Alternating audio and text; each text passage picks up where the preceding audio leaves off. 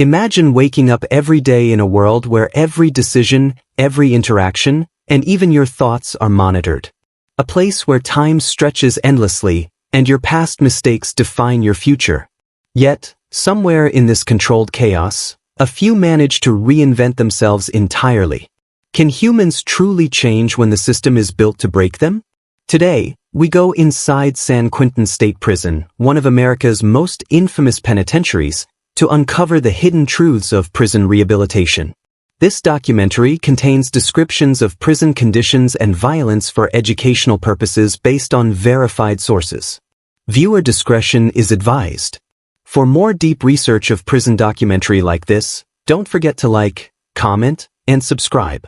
San Quentin, California, home to death row, maximum security, and a complex web of social hierarchies. Over the decades, countless inmates have walked these halls, some hardened by crime, others broken by circumstance.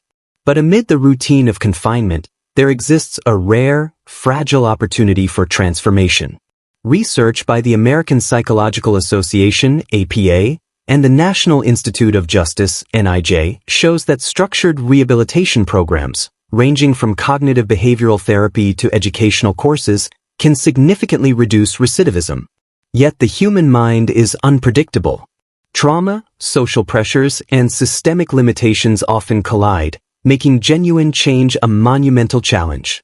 In this documentary, we will explore the psychology of reform, delve into real inmate experiences, and reveal the delicate balance between institutional control and human resilience. The psychological landscape of confinement.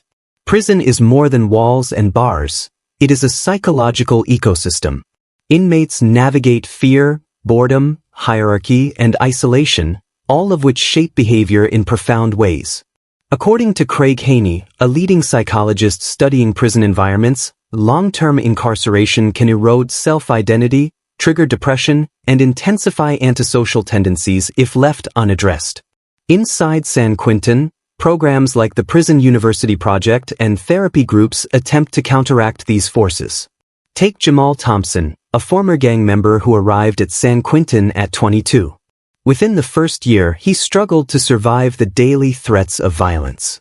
But through a cognitive behavioral program backed by CDCR-approved techniques, Jamal began to understand his behavioral triggers and develop strategies to manage aggression and build empathy. Yet, transformation is rarely linear. Many inmates oscillate between progress and relapse. Irwin's research on the prisonization effect explains how prolonged exposure to the prison environment instills conformity to antisocial norms, making rehabilitation a constant battle. Inmates often describe a tension between the desire to change and the need to survive in a system that punishes vulnerability. By understanding these psychological dynamics, we see that rehabilitation is not just about programs or education, it is about reshaping identity under pressure. It is about teaching the mind to adapt without compromising humanity, a process that is as fragile as it is powerful. But for every Jamal who finds a path toward change, there are countless others whose efforts are thwarted by trauma, systemic failure, or social isolation. What determines the difference? That is what we explore next. The struggle between instinct and reform. Even within structured programs, the human mind is a battlefield. Survival instincts honed in the prison environment often clash with the lessons of rehabilitation. Rikers Island studies show that inmates frequently experience behavioral double binds, the very skills that kept them alive on the yard, aggression, hypervigilance, mistrust, can sabotage their progress in therapy or education programs. Source: Irwin, 2005, NIJ. Take Luis Martinez, an inmate at Folsom Prison. Sentenced for armed robbery at 19, Luis entered a vocational training program designed to teach carpentry and teamwork. On the surface, he excelled. But during therapy sessions, old patterns emerged: defensiveness, avoidance of vulnerability, and a reflexive mistrust of authority figures. Only when a psychologist specializing in trauma-informed care worked with him one-on-one did Luis begin to integrate the lessons from his training into his sense of self.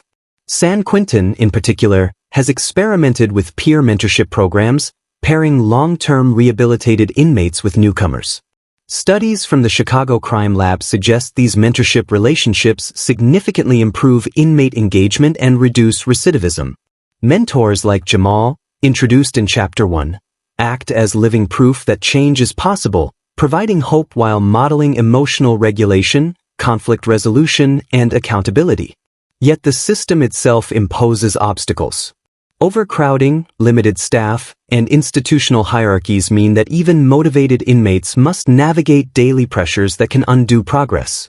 According to Haney, environmental stressors like unpredictability, violence, and social hierarchies amplify anxiety and impulsivity, making sustainable change exceedingly difficult. The psychological paradox is clear. Inmates must unlearn instincts that once protected them while simultaneously navigating a world that punishes mistakes. Success often depends on timing, mentorship, and the presence of structured programs that address not just behavior, but the underlying trauma driving it. Some inmates fail despite their efforts, while others transform against the odds. We will examine the science behind measurable change, exploring programs that have statistically proven to reshape inmate behavior, and the human stories behind the data. Measurable change, when programs work. Not all prison programs are created equal. Some fail to reach inmates' psychological core, while others can profoundly alter behavior, identity, and outlook. Research from the National Institute of Justice, NIJ, and case studies from CDCR programs show that interventions emphasizing cognitive behavioral therapy, CBT, emotional intelligence training, and peer mentorship yield measurable reductions in recidivism. At San Quentin, the Arts in Corrections program pairs inmates with professional artists to create theater, visual art, and literary projects. The goal isn't just skill building, it's self-reflection. Studies show that creative expression allows inmates to confront past trauma safely, practice empathy, and explore alternative identities beyond criminal labels. Real story. Consider Marcus Jefferson, incarcerated at San Quentin for a violent offense at 21. Initially, Marcus resisted all programs, viewing them as pointless. But after enrolling in a CBT-focused rehabilitation group, he began to recognize patterns of thought that fueled aggression. Through reflective writing and group dialogue, he started confronting the trauma from his upbringing, a chaotic home and early exposure to violence that had shaped his criminal behavior. Over 5 years, Marcus progressed from frequent altercations to mentoring younger inmates in conflict resolution, eventually earning a position as a peer facilitator. Psychological analysis. Haney and Irwin emphasize that identity reconstruction is the core of rehabilitation. Programs that address belief systems, emotional regulation, and social skills can allow inmates to internalize change. Simply teaching skills or punishing behavior is rarely enough. The mind must reconceptualize itself.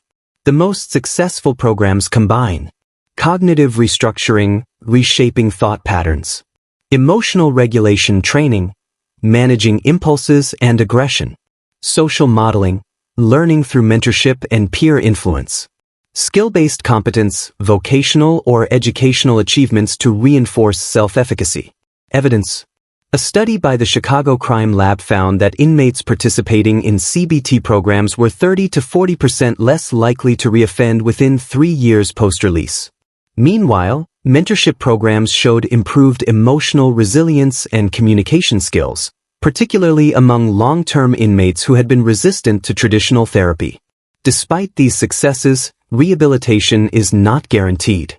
External pressures, systemic barriers, and psychological scars mean that even the most motivated inmate can relapse. We will explore the hidden obstacles, environmental, social, and emotional, that continue to challenge reform efforts, revealing why true change is so rare, yet so compelling when it occurs. The hidden obstacles to change. Rehabilitation isn't just about programs. It's about surviving and transforming within a system designed for control. Even inmates fully committed to change face overwhelming psychological and social pressures that can undo months, even years, of progress. Environmental pressures. Overcrowding, understaffing, and violence create a constant stress loop. According to Haney, 2006, prolonged exposure to these stressors elevates cortisol levels, increases hypervigilance, and makes emotional regulation more difficult. For example, in San Quentin's maximum security wings, even an inmate enrolled in therapy can be jolted by sudden threats, undermining learned coping strategies. Social pressures. Prison hierarchies reinforce conformity to antisocial norms. Long-term inmates, as Irwin's prisonization research explains, often face subtle coercion to maintain tough personas. Accepting vulnerability, showing empathy, or embracing reform can attract ridicule or danger. For new inmates like Darnell Hughes, entering the rehabilitation program meant walking a fine line, learning to trust mentors while staying alert to the social codes of the yard. Missteps could result in physical intimidation or social ostracism. Emotional barriers. Trauma and mental health issues compound the challenge. The CDCR reports that a significant portion of the inmate population has experienced childhood abuse, neglect, or prior incarceration trauma. For many, unresolved trauma drives aggression, substance abuse, and self-sabotage, even when external programs are available. Psychologists note that trauma-informed interventions, focusing on emotional regulation and self-compassion, are essential, but they require patience and consistent support that is often scarce. Real story. Consider Elijah Ramirez, who spent 12 years at Folsom Prison. After years of struggling with impulsivity and distrust, he joined a CBT and mentorship program. Progress was slow. Each positive step was punctuated by setbacks caused by peer pressure and sudden conflicts. Yet over time, through consistent psychological support and peer modeling, Elijah developed strategies to manage triggers and eventually became a mentor himself, showing that even in hostile environments, change is possible but never easy. Psychological analysis. Rehabilitation is a balancing act between internal transformation and external survival. Programs can teach skills, strategies, and coping mechanisms, but the inmate must navigate a social environment that often punishes vulnerability. This tension creates a paradox. The system can simultaneously foster and obstruct change, making each success story profoundly meaningful. So what separates those who succeed from those who fail? Is it luck, resilience, mentorship, or something deeper in the human psyche? We'll explore the science and sociology of lasting transformation, examining how some inmates manage to escape the cycle of recidivism while others remain trapped in it. Lasting transformation, breaking the cycle. Rehabilitation is not simply about surviving prison.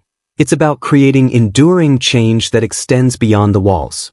Research from the National Institute of Justice, NIJ, and longitudinal studies in CDCR facilities shows that inmates who successfully integrate psychological skills, social support, and vocational training are far less likely to reoffend. Yet the path to lasting transformation is narrow and demanding. The core factors of success. Identity reconstruction. Haney emphasizes that inmates must develop a new self-concept, moving from criminal to capable individual. This is achieved through therapy, reflective practices, and consistent feedback from mentors. Emotional regulation. Cognitive behavioral therapy, CBT, and trauma-informed interventions help inmates manage impulses and respond thoughtfully, not reactively. Skill and purpose. Vocational training, higher education, and creative programs give inmates tangible skills, confidence, and a sense of purpose. The Prison University Project at San Quentin has documented remarkable outcomes, with graduates showing significantly lower recidivism rates. Social reinforcement. Mentorship and positive peer influence create a feedback loop that supports sustained change, counteracting the negative social pressures documented in Irwin's prisonization studies. Real stories. Jamal Thompson, introduced in Chapter 1, now leads peer mentorship programs at San Quentin. His transformation illustrates how sustained guidance and psychological insight can lead to long-term behavioral change. Elijah Ramirez overcame years of trauma and systemic obstacles to become a facilitator in CBT groups, showing that progress can ripple outward, affecting the broader inmate community. Scientific backing. The Chicago Crime Lab found that inmates participating in comprehensive rehabilitation programs, combining CBT, mentorship, and vocational training, were 40% less likely to recidivate within 5 years. The research underscores a critical truth. Lasting change requires more than programs. It requires integration of mind, behavior, and social environment. Psychological insight. True rehabilitation is not just about controlling behavior, it's about reshaping identity, building emotional resilience, and cultivating hope in an environment designed to suppress it. The psychological journey is fragile, nonlinear, and deeply human, making each successful transformation a rare but powerful testament to the mind's capacity for change. Even with success stories, the system's limitations remain. Overcrowding, inconsistent program quality, and societal barriers after release can threaten progress. We examine what prisons and society must do to support transformation, ensuring that rehabilitation is not a fleeting opportunity but a permanent possibility. Building a system that supports transformation. Rehabilitation does not occur in isolation. Even the most determined inmate requires a system that supports growth rather than punishes vulnerability. Research from CDCR, NJ, and the APA highlights key strategies that increase the likelihood of lasting change. Consistent, trauma-informed care. Programs must address underlying trauma and provide emotional support throughout incarceration, not just in short-term interventions. Integration of education and vocational training. Skills development reinforces self-efficacy and provides practical tools for life after release. San Quentin's Prison University project demonstrates how education transforms identity and reduces recidivism. Peer mentorship networks. Inmates learning from rehabilitated peers develop hope, model behavior, and navigate the complex social environment of prison more effectively. Continuity after release. Reintegration programs that connect former inmates to mental health care, job training, and community support prevent relapse into criminal patterns. Real stories. Marcus Jefferson transitioned from a violent offender to a mentor, illustrating the compounding effect of sustained programs. Luis Martinez successfully reintegrated into society after Folsom's vocational program, proving that change can survive beyond the prison walls when supported by ongoing guidance and opportunity. Psychological perspective. The science is clear. Human identity is malleable, even under extreme confinement, but the environment must nurture change. Without structural support, programs lose efficacy, and the psychological gains achieved by inmates can unravel. True rehabilitation requires synchronized effort between individual commitment and systemic support. Hope, humanity, and the road ahead. Prison rehabilitation is not a fairy tale. It is a delicate, hard-fought journey through psychological barriers, social pressures, and systemic challenges. Yet the stories from San Quentin, Folsom, and Rikers Island show that change is possible, and the human mind, even under extreme stress, can adapt, grow, and find hope. Each success story, from Jamal Thompson to Elijah Ramirez, illustrates a profound truth. Given the right environment, guidance, and personal determination, inmates can redefine themselves. And when these transformations succeed, society benefits too, with safer communities, reduced recidivism, and individuals who contribute meaningfully after release. The question remains, will the system evolve to support more of these journeys, or will too many fail for lack of opportunity? Understanding, funding, and expanding effective rehabilitation programs is not just humane, it is essential for justice and public safety. If you are moved by these stories, if you believe in the possibility of human change, subscribe now for more deep dives into prison psychology, real inmate transformations, and untold truths behind the walls of America's toughest prisons.